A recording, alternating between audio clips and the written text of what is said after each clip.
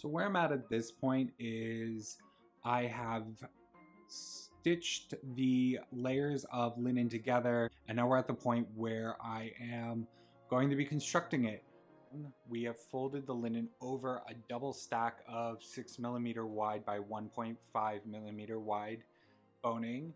It creates a really strong back closure for you.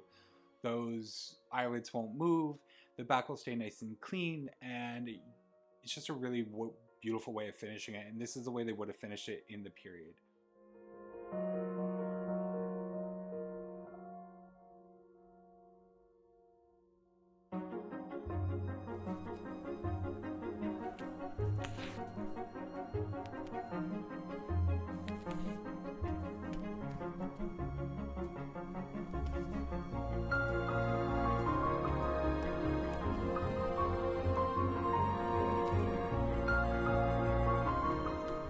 I'm not gonna lie, it takes me about 6 hours to do one panel of channels.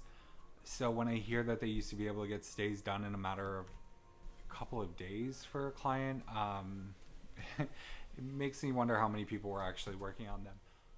It's time to insert boning into every single one of those channels, and I swear it probably takes almost as long to cut out the boning as it does to stitch all of those channels.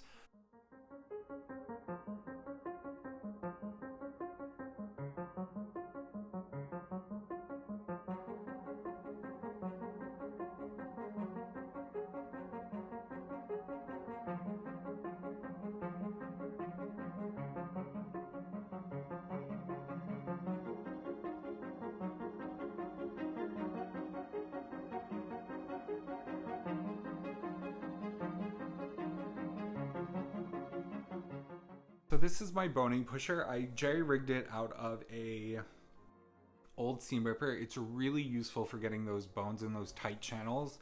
Channels should be very tight in this period. It is what's keeping your stays from all of those unsightly sort of wrinkles that you really don't want.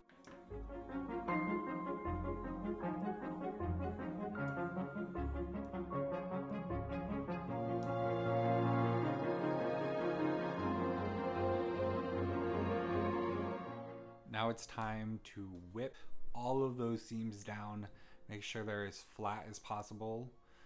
It's going to make for a much neater and a much more comfortable pair of stays.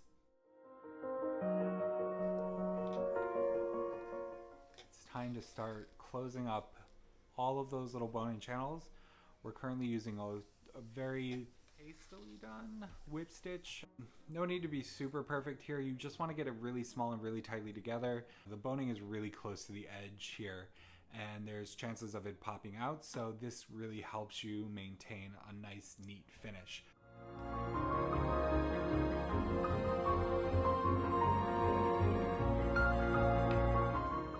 What I'm actually doing is using hide glue, which they would have done in the period. I mean, you can use something like a PVA or a fabric glue, anything that gets hard and helps the fibers of the fabric stick together. What it also does is once you whip over that, it then becomes a nice clean firm edge for you to apply your binding to, and will make for a nice neat binding.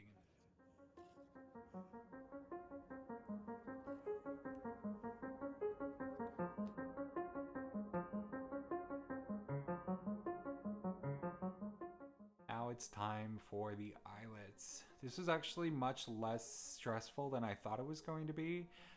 First time doing hand sewn eyelets. The first ones were a little wonky, but once you get through a couple of them, you really get the hang of it, and they don't actually take that long, so I enjoyed it. One thing I do want to note though is you're going to notice me flipping the panel back and forth and back and forth. I don't know why it didn't occur to me, but I should have been putting the needle down through the hole and pulling it back up through the fabric. So you're not fishing around for the hole from the underside and having to flip the piece back and forth. It'll make it quicker, it will make it easier, and, you know, live and learn. What's done is done.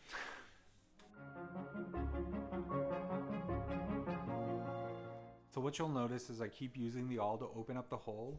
It tends to shrink as you're working on it, so you keep having to open it, and then I like to use the awl once again at the end for one final push through to really open up that hole and keep it nice and round.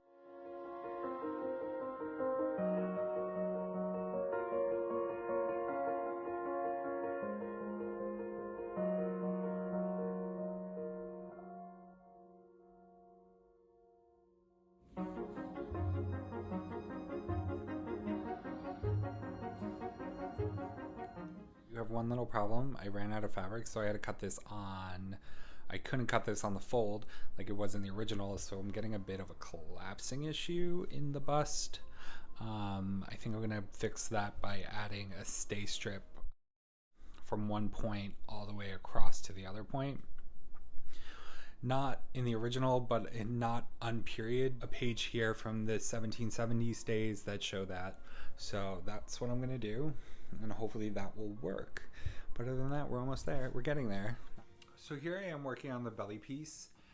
This is a layered piece of glued linen that you'll find in the actual book on how to construct it. So what I've done is I've taken the linen, drawn out my pieces on top of it, and now I'm coating both sides of the linen with the rabbit skin glue. This will stiffen up these couple of pieces and help support the stays in the front so they don't collapse.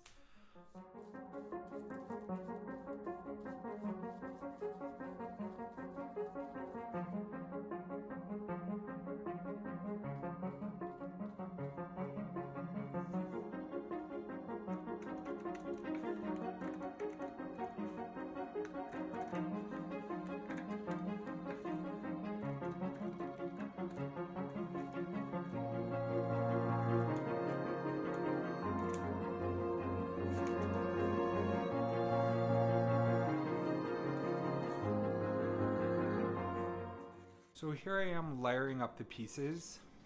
I'm going to show you how to sew them together in the next clip. It's a really simple process. You just have to get the shape right. It's a little tedious to get that shape right because, as you know, if you've sewn stays before, they never end up the same shape as your pattern.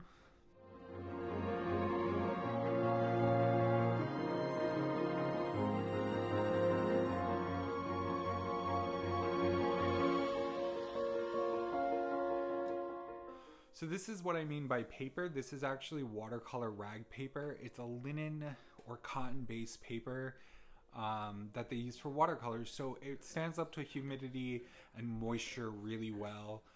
Don't worry about it disintegrating. It's not going to disintegrate on you. I've been told some people even use cardboard or cardstock, get an old cereal box, whatever you need to do. Just something relatively dense and stiff will do wonders for what you need it to.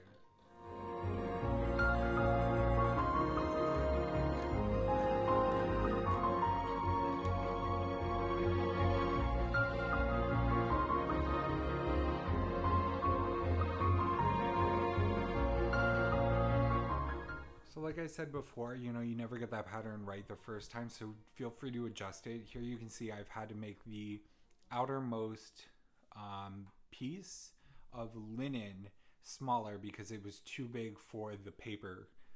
And you'll see I've just taken a hip curve and I'm just quickly marking where I want to reduce the amount of that piece. Minor adjustments throughout the working process is normal. Don't feel like, you made a mistake. I do it all the time. So, roll with the punches.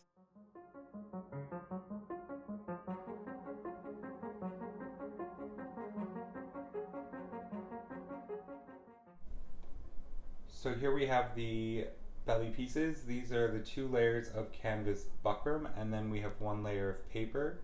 I'm going to go ahead and mark where we're going to stitch, so that way we can get the needle through all the layers.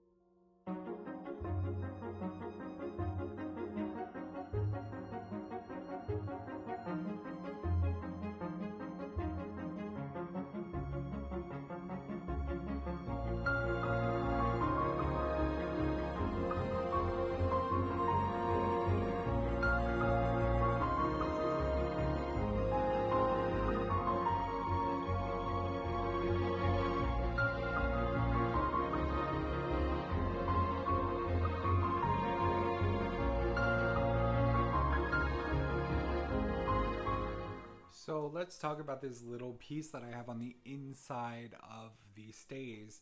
This is actually in the original 1760s court stays that I was basing the pattern off of. I decided, though it is not necessarily talked about in the book, they x-rayed it, but they couldn't find any paper in the actual garment itself. What I actually think is it's somewhere folded up into this piece, and this piece has helped to secure and stabilize the bottom point or peak of the stays. So what I've done is I've taken a piece of the lining silk and I've wrapped paper in it, and now I am stitching it with a very small pick stitch, I guess you would call it, following the boning channel, stitching it directly to the peak. Okay, so now what I've done is I've created the belly piece, and we're going to create the stay strip that goes from shoulder point to shoulder point. That'll keep the top edge from stretching and keep this from collapsing. After that, we're going to add the bust rails in that are going to add support to the bust.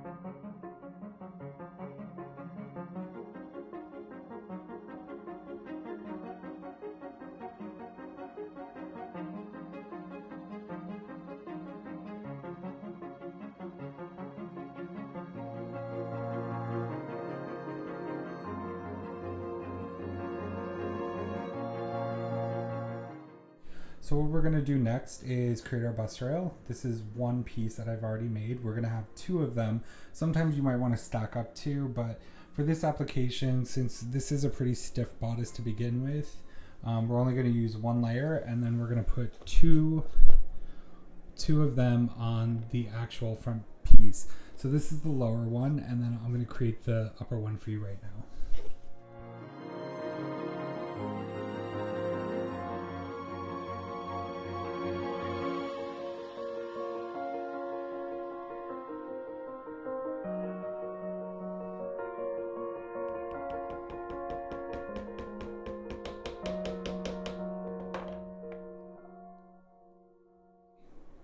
So now you can see we have a nice little hole in our boning. That's where the needle's going to go through, and you're going to whip stitch it to either side, and then we're going to go around and do a whip stitch over top of it.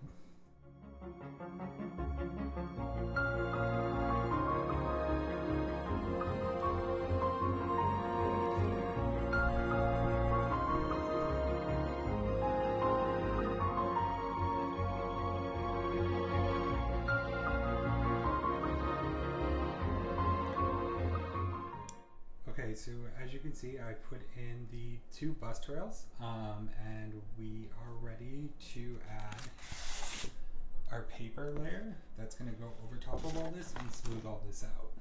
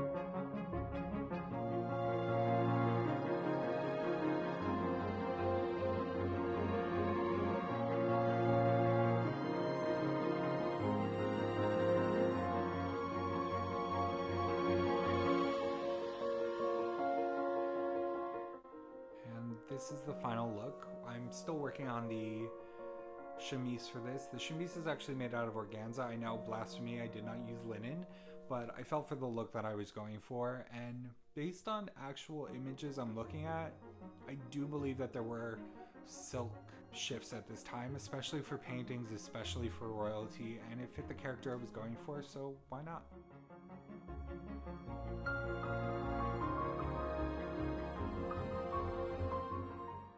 Thanks for joining my channel, you guys. I hope you really enjoyed this video. I hope it was informational. Let me know down in the comments what you thought of it, but don't forget to like and subscribe, and part 2 will be coming out very shortly, so I'm excited to show you the final look.